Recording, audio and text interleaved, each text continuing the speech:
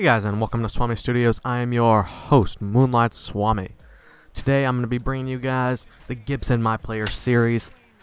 This is finishing up his first season in the major leagues, which is pretty good. He's going to finish up with about a 260 average, 4 home runs. And so Hack Wilson is the topic for today. People requested him. Might as well do him because I don't really know much about him. Hack Wilson was born on April 26, 1900. He stood a mere 5'6" and 195 pounds, but with an 18-inch neck. It's pretty small, stocky, tough guy. He had a lot of drinking problems, kind of bad temper. He started playing in 1923 with the New York Giants. On April 19th, 1925, he hit the longest home run recorded at Ebbets Field. I don't know how long that was. It was against the Robins, Los Angeles Robins, I believe, or the Brooklyn Robins. I don't know. No, it's the Brooklyn Robins. Has to be. You're out. So basically, he just hit it really, really far. I couldn't find the number. 2 years later, or a year later, he was sent down to the Toledo Mud Hens and was claimed off waivers by the Chicago Cubs. And that began the real spark to Hack's career. On May 24th, 1926 is just a little example of who he was and how he was. He had a home run off the scoreboard in Wrigley Field, one of the longest in history, and a come-from-behind victory off the Boston Braves. It actually hit the scoreboard in dead center field. That's amazing. And then he was arrested later that night trying to escape out a back window in a Prohibition-era speakeasy.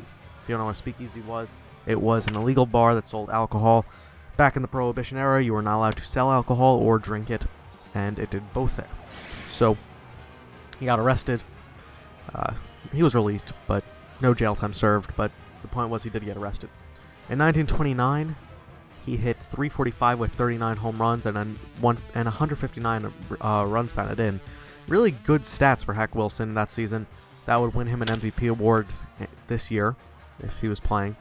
In 1930, he had his best season, however.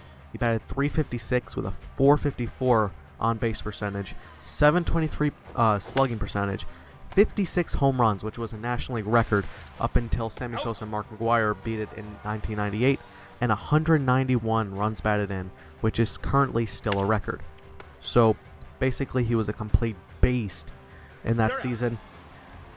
But there is an asterisk kind of to that.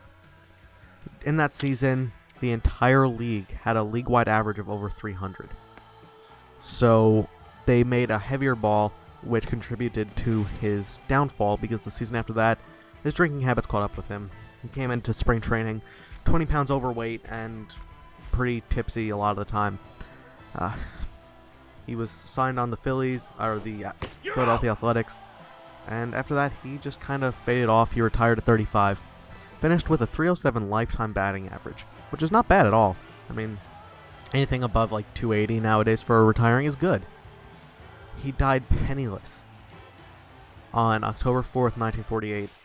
After he fell in his home, they found him unconscious due to pneumonia and other complications. He died due to a hemorrhage about 2 weeks later. And he died penniless, and his son would not claim his remains. What kind of douchebag son would not claim his own father's remains? I mean, there's probably a circumstance, but I could never not do that. That just is horrible. He died at 48 years old. But the National League president, Ford C. Frick, sent money to cover the funeral, which was one of the nicest things I've heard in baseball in a long time. And that is the career of Hack Wilson. So that's who he was. He was a short guy with a short guy with a short temper, with a big bat and a short life. Horrible. Yes, that was horrible. Guys, I'm going to be opening up this week, or I'm going to probably do the next few episodes, any person in baseball history that you want me to cover that I haven't already. Any person. But they actually have to be kind of, different. Can't be really current players.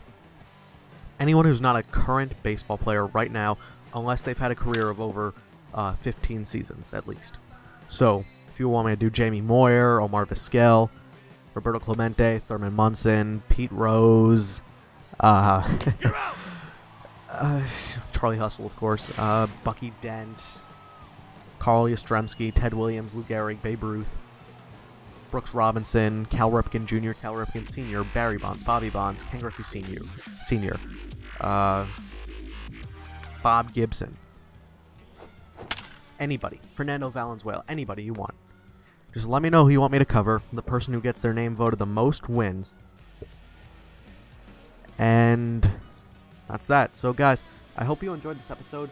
I'm going to be having some more Let's Play tomorrow and some WrestleMania videos. I'm going to pump them out at the night time. Just maybe the championship matches and The Rock versus Cena.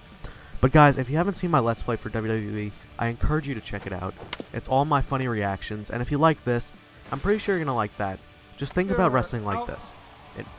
The outcome may not be real. It might be scripted. But it's entertainment. You watch television, you watch reality shows, all that stuff. It's just for entertainment. That's what wrestling is. And my God, do they train their asses off? I've seen them train. My God, that's just.